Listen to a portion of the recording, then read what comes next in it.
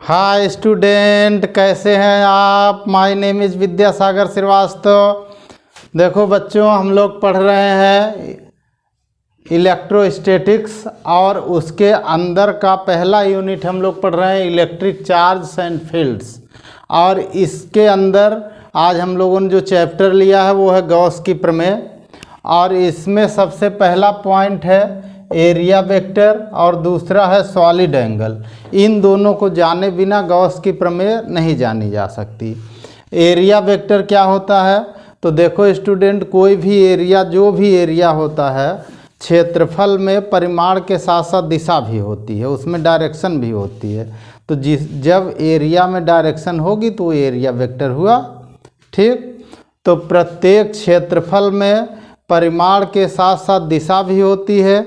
इसकी दिशा तल के अभिलंबवत ठीक ऊपर की ओर या बाहर की ओर होती है। जैसे ऐसे बना हुआ है तो एरिया वेक्टर की दिशा ऐसे इधर होगी, एरिया वेक्टर। इसी की डायरेक्शन में ये एन कैप यूनिट वेक्टर है। ये हमारा पूरा एरिया है ये। ठीक, यानी एरिया हमारा क्या है कि एरिया हमारा तो ये दिया हुआ प्लेन है। ये इस प्लेन के परपेंडिकुलर जो एरिया वेक्टर होता है उसकी डायरेक्शन परपेंडिकुलर होती है। Vector A is equal to A into n cap पढ़ते हैं। ठीक, एन कैप क्या है, एकांक सदिश है, यूनिट वेक्टर है। इसको इंग्लिश में हम लोग ऐसे डिफाइन कर सकते हैं कि every area have magnitude and direction both. It is represented by vector A. Vector A is equal to A into n cap. This is formula for area vector. यानी कोई भी एरिया होगा तो उसके साथ एरिया वेक्टर भी होता है जो उसके प्लेन के परपेंडिकुलर होता है। और वो परपेंडिकुलर अब जैसा प्लेन होगा वैसा होगा। प्लेन ऐसे परपेंडिकुलर ऐसे होगा, प्लेन ऐसे हो जाएगा तो परपेंडिकुलर ऐसे हो जाएगा, प्लेन ऐसे होगा तो परपेंडिकुलर ऐसे हो जाएगा। ठीक है। दूसरा हमारा है सॉलिड एंगल। सॉलिड एंगल को हम लोग डिफाइन करते हैं angle subtended by any area on the center is known as solid angle. ठीक है, किसी एरिया द्वारा, किसी क्षेत्रफल द्वारा उसके सेंटर पर बना हुआ कोण घन कोण कहलाता है। यानी अगर मान लो कोई एरिया ऐसे है, इस एरिया का सेंटर यहाँ बन रहा है, तो यहाँ एक कोण टाइप का एंगल ऐसे बनेगा। ये कोण टाइप का एंगल जो होगा ये सॉलिड एंगल है। ठीक, और इसको यहाँ पर डी ओमेगा लिखते हैं, डब्लू की तरह ओमेगा लिखा जाता है, इसको डी ओमेगा लिखते हैं। और ये हमारा एरिया है। ठीक, डी ए। और एरिया वेक्टर अगर होगा तो इस डायरेक्शन का लगाया जाएगा डी ए वेक्टर। वो वेक्टर वाली लाइन यहाँ से ऐसे आएगी। ठीक है, तो किसी भी एरिया द्वारा, ये जो एरिया कवर्ड है, इससे जो एंगल बनेगा उसके सेंटर पर, उसको हम लोग घन कोण कहेंगे या सॉलिड एंगल कहेंगे। ठीक, सॉलिड एंगल का फार्मूला हम लोग लिखते हैं d omega is equal to d A upon R square लेते हैं। आर क्या है, आर है सेंटर से एरिया की डिस्टेंस। यानी ये हमारा एरिया ऐसे है तो एरिया से यहाँ की डिस्टेंस आर है। ये रेडियल वेक्टर है एक तरह से आर। ठीक, यानी सेंटर से लेकर यहाँ तक की जो डिस्टेंस आर है वो है इधर। अच्छा, अगर मान लीजिए हमारा एरिया ऐसे सीधा नहीं हो करके ऐसे हो गया एरिया, सेंटर यहाँ कहीं है, तो हम इसको ऐसे बनाएंगे, ऐसे। ठीक, तब जो हमारे सॉलिड एंगल का फार्मूला बनेगा वह यहाँ पे ये कंडीशन ऐसे आएगी। देखो ऐसे आएगा ये। हम यहाँ एक इमेजिनरी एरिया जो है ले लेंगे। ठीक, अब इधर का जो एरिया वेक्टर हमारा बन रहा था इस डायरेक्शन का, वो डी ए वेक्टर बन रहा था। वो तो इसके प्लेन इसका ऐसे है तो इसके परपेंडिकुलर ये एरिया वेक्टर बनेगा। अब इधर जो आएगा, इधर का जो एरिया वेक्टर होगा वो कुछ डिफरेंट होगा, डी ए वेक्टर डैश इसको लेते हैं। अब यहाँ से हमारा जो आएगा इस, यहाँ देखो स्टूडेंट, अगर हम इसका एरिया ऐसे सीधा वाला एरिया लें तो वो एंगल थीटा यहाँ भी बनेगा, ये एंगल थीटा यहाँ भी बनेगा। ठीक, तो अगर ये एरिया हमारा DA है तो इधर का जो ये एरिया आएगा ये DA cos थीटा आ जाएगा, DA cos थीटा आ जाएगा। अगर यहाँ से लेकर यहाँ तक की डिस्टेंस हमारी R है, तब ये हमारा जो फार्मूला आता है डी ओमेगा का, ये आता है DA cos theta upon R square, DA cos theta upon R square, ये डी ओमेगा का सिंबल होता है, ऐसे डी ओमेगा लिखते हैं। तो d omega is equal to DA cos theta upon R square होता है। अब अगर हम इसको इंटीग्रेट करें स्टूडेंट, ये D लगा हुआ है, इसमें भी D लगा, तो इंटीग्रेट करते हैं। तो जब इंटीग्रेट करते हैं तो यहाँ पर क्लोज्ड इंटीग्रेशन ऐसे लगाते हैं।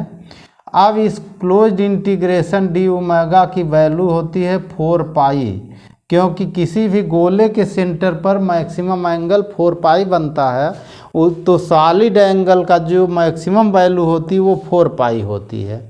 यानी अगर इसका हम इधर इंटीग्रेट कर दें तो ऐसे हम लिख सकते हैं closed integration DA cos theta upon R square, और इसकी वैल्यू होती है 4 पाई। ध्यान रखिएगा स्टूडेंट, अगर हम इधर इंटीग्रेशन लगा दें, अगर हम ऐसे लिख दें closed integration DA upon R square, इसकी भी वैल्यू मैक्सिमम हो जाएगी और ये 4 पाई होगा। ध्यान रखिएगा, जब इंटीग्रेशन आ जाएगा तो cos थीटा यूज होने की दशा में नहीं रहेगा यहाँ पर।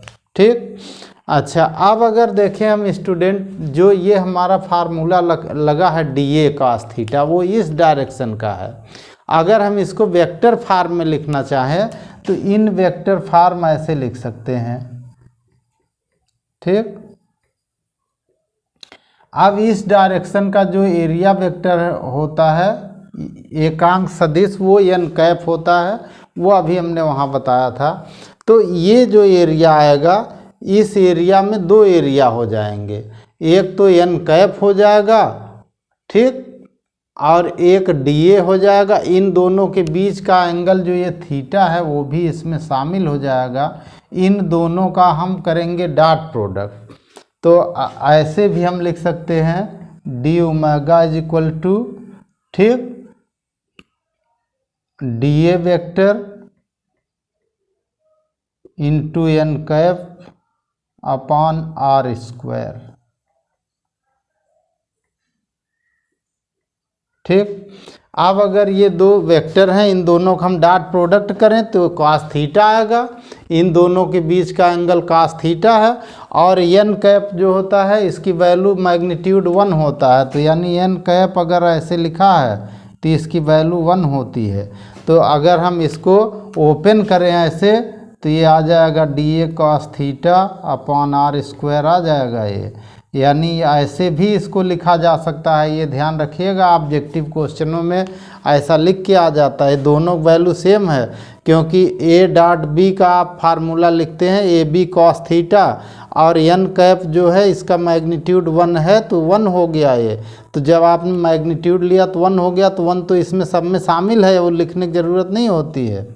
ठीक है, ओके। अब देखो स्टूडेंट, हम लोग देखेंगे इलेक्ट्रिक फ्लक्स। इलेक्ट्रिक फ्लक्स का मतलब हुआ कि किसी भी एरिया से पास होने वाली वैद्युत बल रेखाओं की संख्या का माप, यानी measurement of the number lines of the electric field passing from area, यानी किसी भी एरिया से जो इलेक्ट्रिक फील्ड पास होता है उसकी फील्ड लाइन की नंबर की काउंटिंग होती है, यानी फ्लक्स में नंबर काउंटिंग होती है। और इसको हम लोग ऐसे डिफाइन करते हैं, the scalar product of area vector and electric field is known as electric flux. It is denoted by phi E, यानी phi E is equal to vector E dot vector A. ठीक, अब यहाँ देखो student अगर दोनों जैसे electric field ऐसे पास हो रहा और एरिया वेक्टर ऐसे प्लेन हमारा इसके परपेंडिकुलर है, तो ई और ए के बीच यहाँ पे 0 डिग्री एंगल है। यहाँ पर देखो क्या है स्टूडेंट, ई थोड़ा ऐसे क्रॉस होके आ रहा है, तो यहाँ एक एंगल ये बन रहा है दोनों के बीच, ये एंगल एक बन रहा है, ये एंगल थीटा है। ठीक, तो अगर ये एंगल थीटा है तो इसका मतलब इन दोनों का अगर हम डॉट प्रोडक्ट लगा रहे हैं तो हम इसको फाई ई को ऐसे भी लिख सकते हैं, phi E is equal to E A cos theta. ठीक, अब अगर हम इसको ई ए कॉस थीटा लिख सकते हैं तो हम इसे ये भी कर सकते हैं स्टूडेंट, थीटा की अलग अलग वैल्यू पर अलग अलग इसकी वैल्यू निकाल सकते हैं। ठीक, ये हमारा इसका मेन फार्मूला हुआ ये दोनों फ्लक्स का। अब यहाँ देखो इफ़ थीटा, पहला पॉइंट देखो, if theta is equal to 0 degree, अगर हमारा थीटा 0 है तो फाई ई की वैल्यू क्या हो जाएगी, phi E is equal to E A cos 0 हो जाएगा, कॉस 0 की वैल्यू 1 होगी तो phi E is equal to E A हो जाएगा। ठीक, अब देखो अगर हम थीटा की वैल्यू 90 डिग्री ले लें, if theta is equal to 90 degree, तो हमारा जो फाई ई होगा वो क्या हो जाएगा, ई ए कॉस 90 हो जाएगा, और कॉस 90 की वैल्यू 0 होती है, यानी ई फाई ई हमारा 0 आ जाएगा, phi E is equal to 0। अच्छा, और अगर हम थोड़ा और आगे बढ़ जाएं स्टूडेंट, थीटा की वैल्यू 180 ले लें, theta is equal to 180 degree if. ठीक, अगर हम थीटा की वैल्यू 180 डिग्री ले लें तब हमारा फाई ई आ जाएगा, phi E is equal to E A cos 180 degree, cos 180 degree की वैल्यू -1 होती है तो phi E is equal to minus ये होगा, यानी फ्लक्स हमारा पॉजिटिव हो सकता है, निगेटिव हो सकता है और 0 भी हो सकता है। ठीक, ये 3 चीज़ें हुई। अब देखो स्टूडेंट, फ्लक्स कहाँ से कैसे पास होगा वो इस एंगल पर डिपेंड हो रहा है। ठीक, और यहाँ पे देखिए एंगल कारण ये माइनस हो रहा है, यानी अलग अलग एंगल पर अलग अलग इलेक्ट्रिक फ्लक्स निकलते हैं और फार्मूला निकलता है कॉस थीटा। सपोज कर लो स्टूडेंट ये कोई एरिया है, इसका स्मॉलर एरिया एक हम यहाँ ले लेते हैं डी ए, तो इसका जो डी ए वेक्टर इस डायरेक्शन का होगा, अगर ये एरिया हमारा डी ए है, ठीक, और ये पूरा एरिया ए है।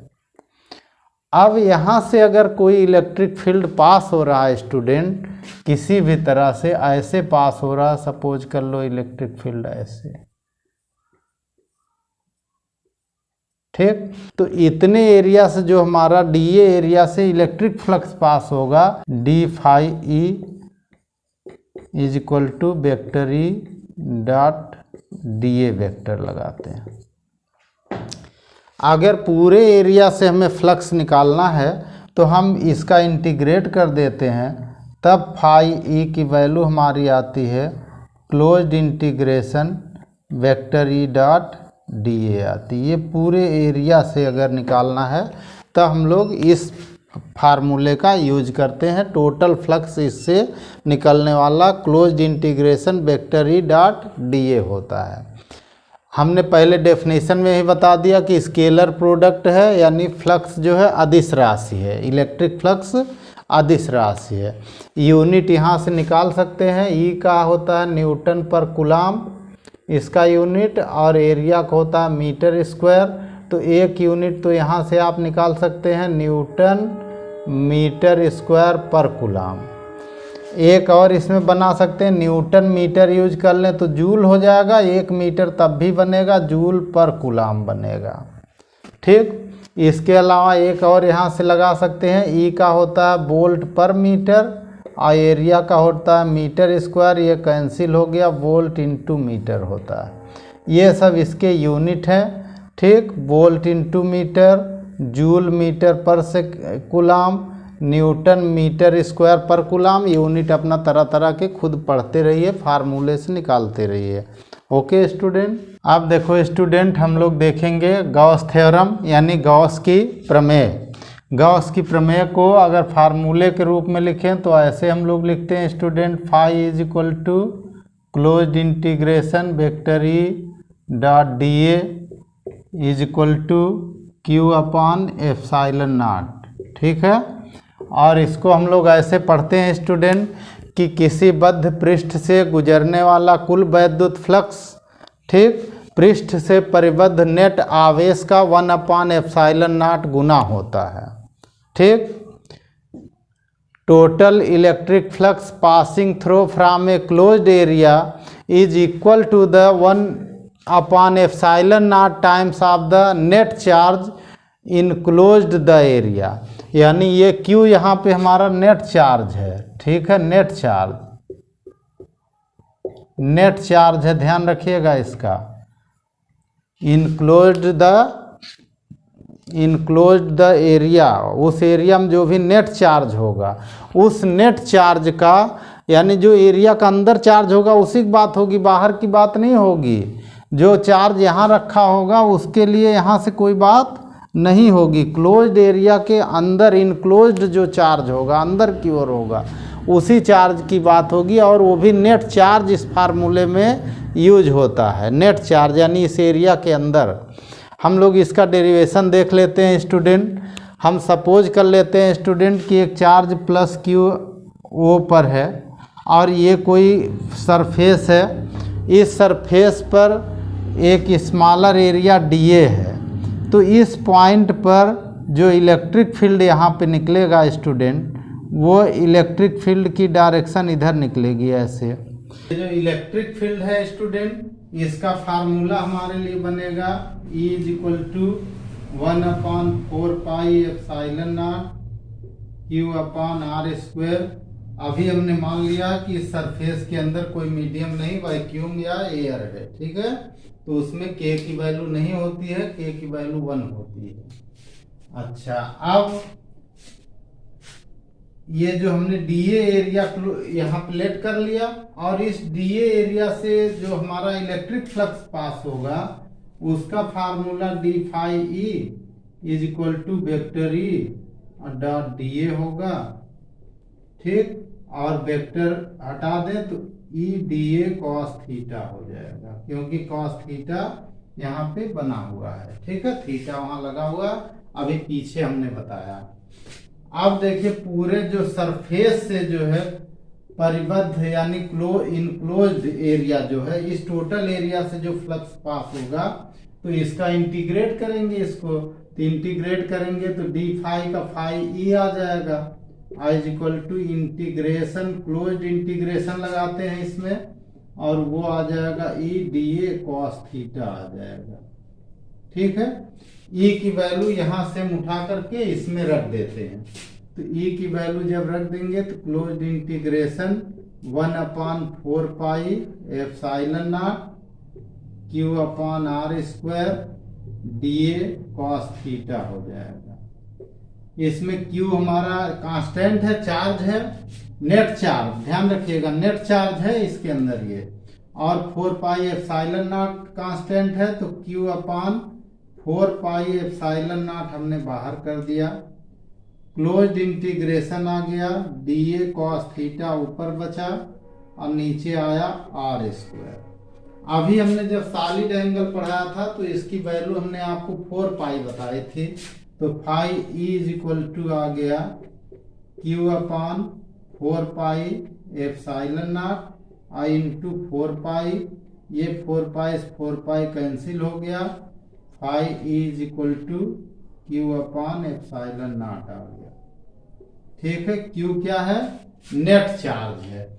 यानी अगर इस एरिया के अंदर ध्यान से देखो, इसके अंदर अगर चार्ज रखा है प्लस Q और माइनस Q दोनों रखे हैं तो नेट चार्ज कितना हो जाएगा?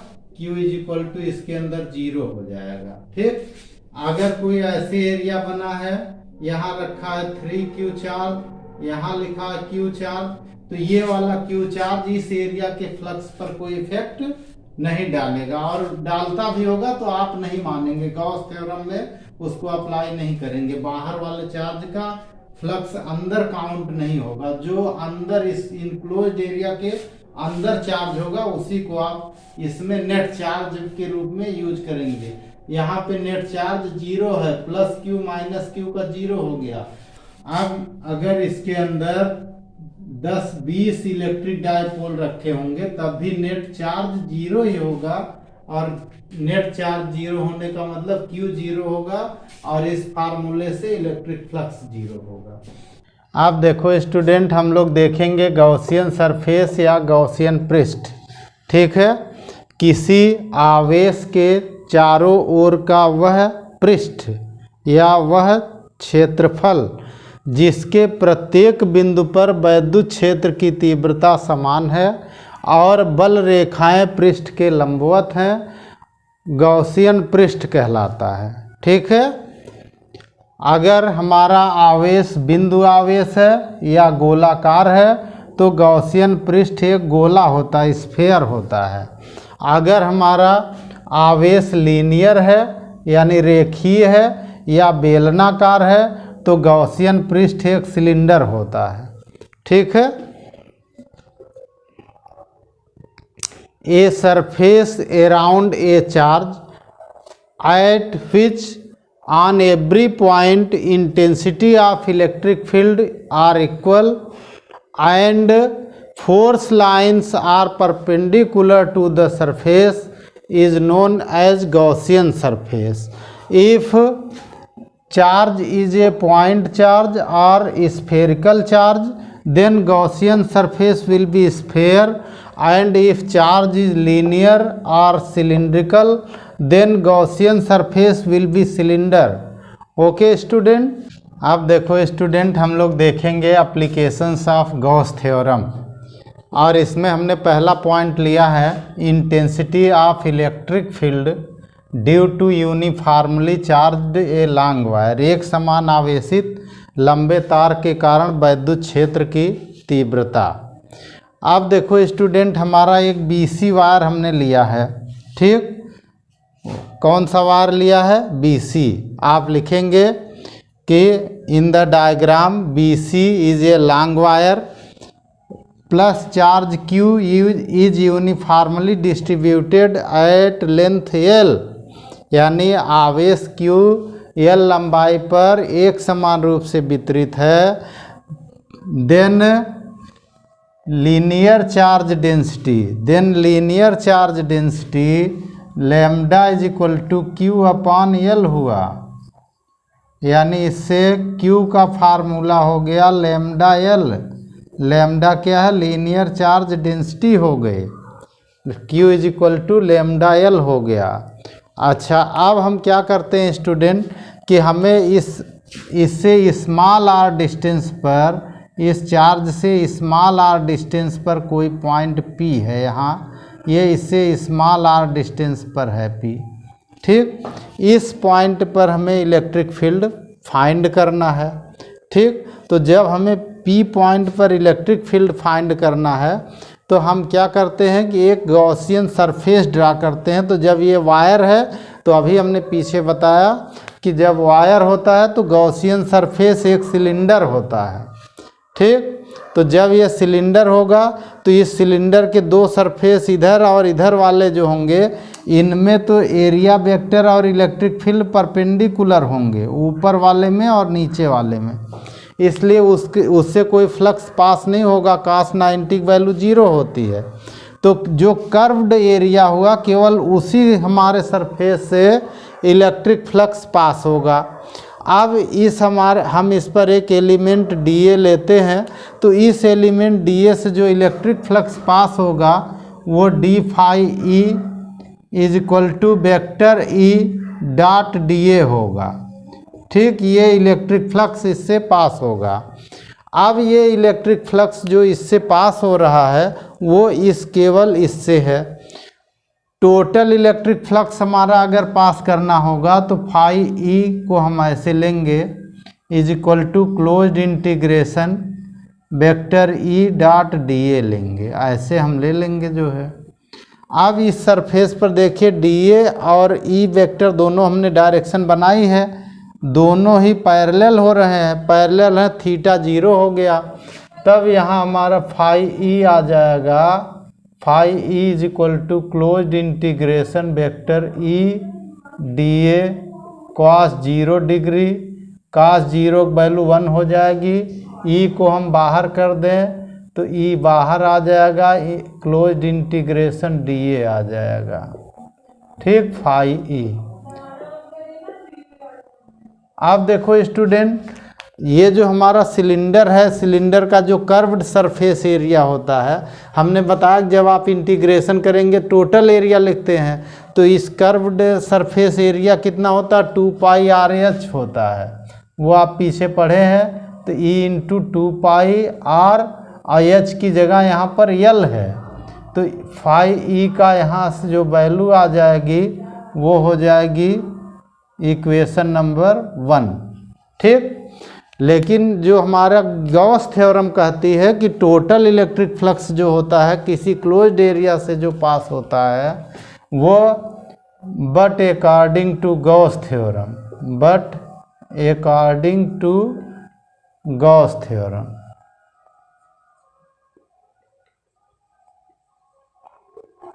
ठीक। लेकिन गॉस की प्रमेय के अनुसार फाई ई होता है हमारा क्यू अपान एप्सिलॉन नॉट होता है, total flux Q upon epsilon not, ये दूसरा हो गया।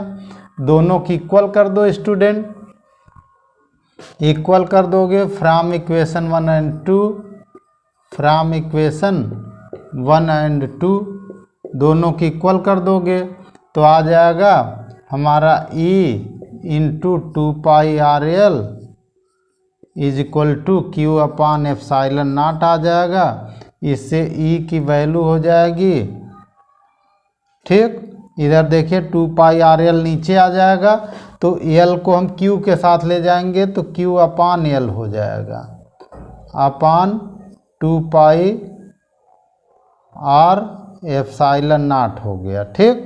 अब क्यू अपान एल यहाँ से है क्या, क्यू अपान एल को यहाँ हमने लैम्डा बताया हुआ है, तो इससे ई का फार्मूला आ गया lambda upon 2 pi R epsilon not आ गया, ठीक।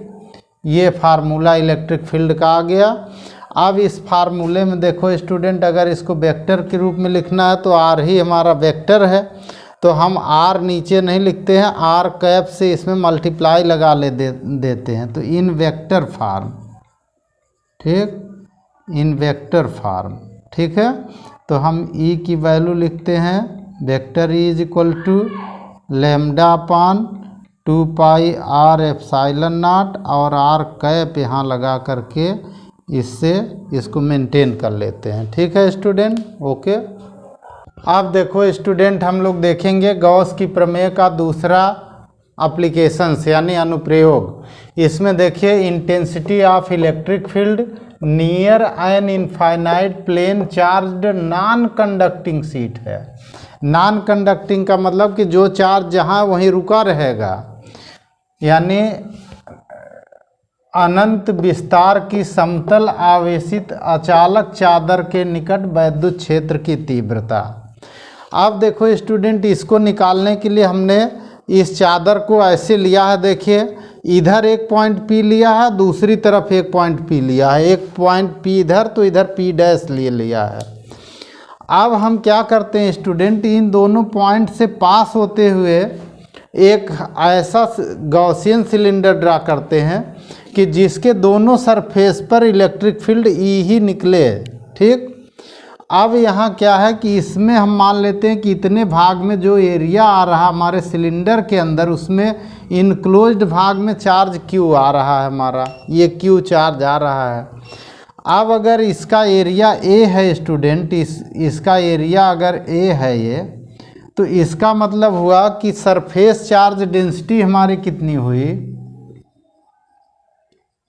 सरफेस चार्ज डेंसिटी वो हमने पीछे पढ़ा था कि सरफेस चार्ज डेंसिटी क्या होती है कि चार्ज अपान सरफेस होता है, चार्ज अपान सरफेस। तो चार्ज Q है, सरफेस A है, ठीक है। यानी इससे एक फार्मूला इसका हम बना सकते हैं Q का, Q is equal to sigma A बना सकते हैं, ठीक है। अब देखो स्टूडेंट, जो हमारा गॉसियन सरफेस है, जो हमने गॉसियन सरफेस ड्रा किया, गॉसियन सिलेंडर ड्रा किया, उससे पास होने वाला जो नेट इलेक्ट्रिक फ्लक्स होगा phi E is equal to इस साइड का जो फ्लक्स होगा vector E dot vector A होगा, और इस साइड का जो फ्लक्स होगा वो भी vector E dot vector A होगा, vector E dot vector A होगा, ठीक। अब दोनों चूंकि पैरेलल हैं, एक ही डायरेक्शन में है, तो थीटा 0 होगा, यानी फाई ई की वैल्यू निकल आएगी, phi E is equal to E A cos 0 degree और plus E A cos 0 degree. Cos 0 degree की वैल्यू 1 होती है, दोनों 1 हो जाएगा, ये आ जाएगा ई ए प्लस ई ए, यानी 2EA आ जाएगा, phi E is equal to, ये इक्वेशन नंबर 1 हो जाएगा। अब यहाँ पे अगर हम गॉस थ्योरम अप्लाई कर दें, but according to Gauss theorem,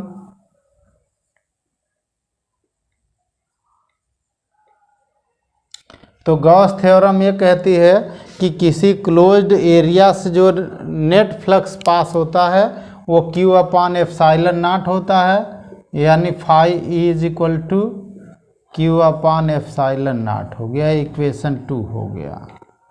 दोनों को अगर हम इक्वल कर दें फ्रॉम इक्वेशन 1 एंड 2, तो दोनों को अगर हम इक्वल कर दें तो यहाँ से आ जाएगा 2EA is equal to Q upon epsilon not आ जाएगा। ए को हम Q के साथ ले चलेंगे तो पहला वाला फार्मूला बन जाएगा, तो E की वैल्यू हमारी आ जाएगी Q अपॉन A ऊपर हो जाएगा और नीचे आ गया 2 एप्साइलन नॉट आ गया, 2 एप्साइलन नॉट, ठीक। Q अपॉन A का हमारा क्या है, सिग्मा है, सरफेस चार्ज डेंसिटी है, सिग्मा कर दो, E की वैल्यू आ जाएगी सिग्मा अपॉन 2 एप्साइलन नॉट।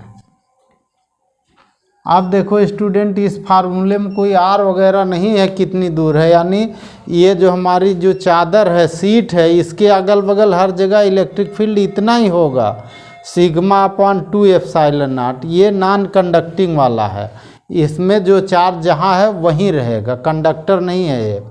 अगर इसमें वेक्टर फार्म लगाएंगे तो क्या लिखेंगे स्टूडेंट, इसमें भी R कैप लगाएंगे, यूनिट वेक्टर R की डायरेक्शन में, यानी प्लेट से बाहर की ओर की लगाएंगे, ठीक है।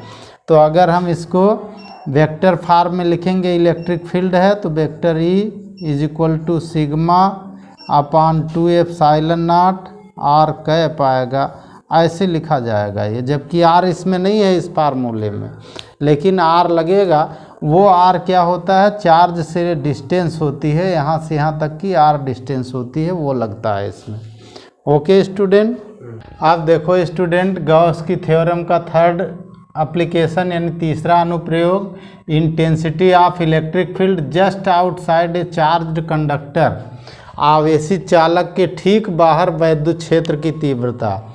ये आवेशित चालक है, तो देखो स्टूडेंट, जो चालक होता है चार्ज उसके दोनों सरफेस पर आ जाएगा, इधर भी आ जाएगा और इधर भी आ जाएगा। सरफेस चार्ज डेंसिटी सिग्मा है, तो इस पॉइंट P पर या यहाँ पे Q पर जहाँ भी निकालेंगे, इस पॉइंट पर अगर Q ले लेते हैं हम लोग, और इसमें भी दोनों ऐड ही होंगे, E1 प्लस E2। ऐसा इसलिए होता है कि जो इलेक्ट्रिक फील्ड होती पॉजिटिव से बाहर की ओर निकलती है, तो इसकी भी इस बिंदु पर इधर ही जाएगी और इसकी भी इधर जाएगी।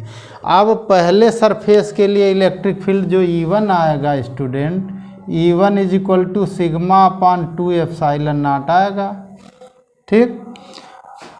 ये आएगा पहले सरफेस के लिए। सेकेंड सरफेस के लिए, फॉर सेकेंड सरफेस, तो E2 आएगा, ये भी उतना ही आएगा सिग्मा अपान 2 एप्सिलॉन नॉट। अभी हमने पीछे डिराइव करके इसको पढ़ा। तो नेट इलेक्ट्रिक फील्ड E हमारा आ जाएगा, net electric field E is equal to E1 plus E2 आ जाएगा, यानी sigma upon 2 epsilon naught plus sigma upon 2 epsilon naught add हो करके आ जाएगा 2 सिग्मा अपान 2 एप्सिलॉन नॉट। जब बेस सेम होता है तो ऊपर वाला केवल ऐड होता है, 2 से 2 कैंसिल हो गया, E का फार्मूला आ गया sigma upon epsilon not.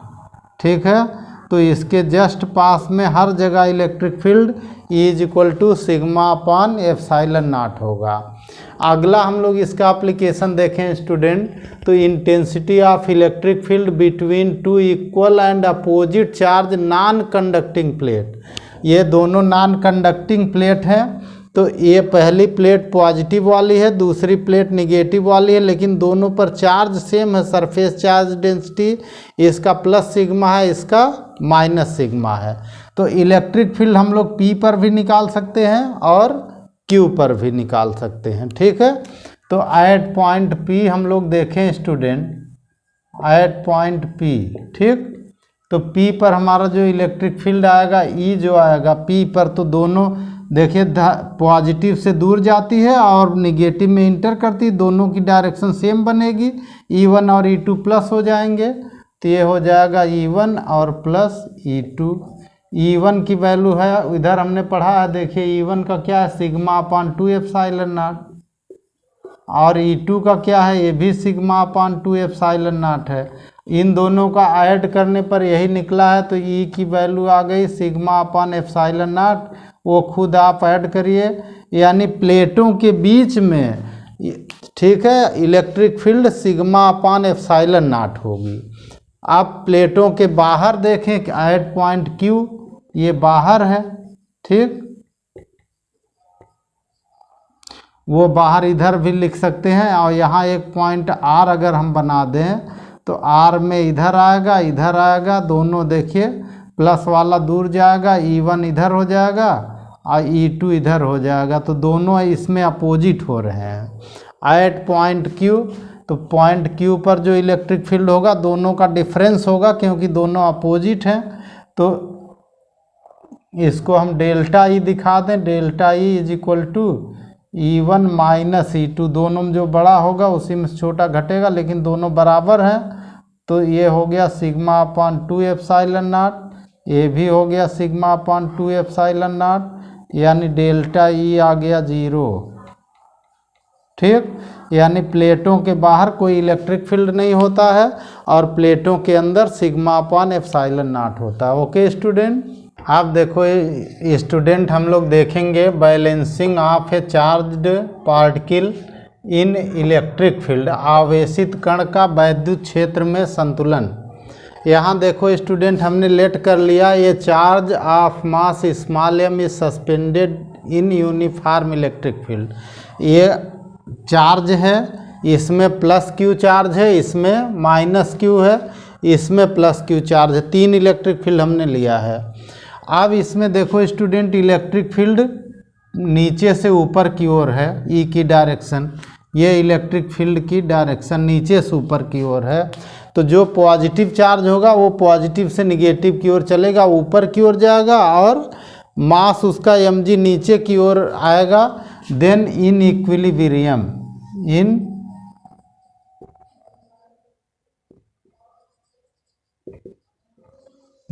Equilibrium यानी संतुलन की अवस्था में, हमने पहले मान लिया कि जो पार्टिकल उसका मास m है और वो सस्पेंडेड पार्टिकल लटका हुआ है इलेक्ट्रिक फील्ड में, तो इक्विलिब्रियम यानी संतुलन की स्थिति में, संतुलन की स्थिति में mg is equal to QE होगा, mg is equal to QE होगा।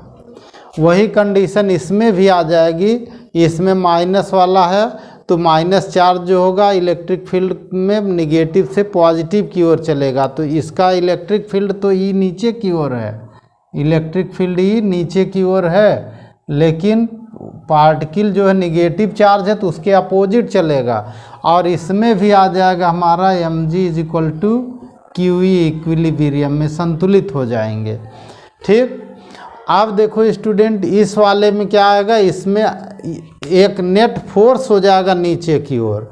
इसमें इलेक्ट्रिक फील्ड ई इसमें भी है, नीचे की ओर है, तो इसमें दोनों की डायरेक्शन सेम हो गई। पॉजिटिव चार्ज था, ऊपर से नीचे की ओर आने लगा, तो इसमें जो नेट फोर्स हुआ mg प्लस QE हुआ। ठीक, यानी इन दोनों में बैलेंस है, इसमें बैलेंस नहीं है, इसमें एक्सेलरेशन है, ये अनबैलेंस है ये। ठीक, ये अनबैलेंस है, ये बैलेंस नहीं, इसमें एक्सेलरेट हो रहा है, तो एक्सेलरेशन कितना हो गया, acceleration as equal to F/m होता है, यानी फार्मूला आ जाएगा mg प्लस QE और टोटल का अपान m हो जाएगा। ठीक, तो ये इसमें एक्सेलरेशन भी आप निकाल सकते हैं। अब इसमें देखो स्टूडेंट, कभी कभी क्या होता है, चार्ज हमारा स्फेरिकल होता है और उसकी डेंसिटी अगर हम रो ले लें तो मास को हम लिखते हैं 4/3 πr³ रो, और acceleration due to gravity g लिखते हैं, ये हो गया QE। तब हम इस फार्मूले का यूज करते हैं जब हमको रो यानी डेंसिटी दी हुई है। रो क्या है, डेंसिटी, r क्या है, radius of the charge particle की जो रेडियस है वो r है और डेंसिटी रो है। तब हम इस फार्मूले का यूज करके कभी कभी रेडियस निकालते हैं, डेंसिटी निकालते हैं या इलेक्ट्रिक फील्ड निकालते हैं। Okay student, good day. कल फिर मिलेंगे एक नए वीडियो के साथ।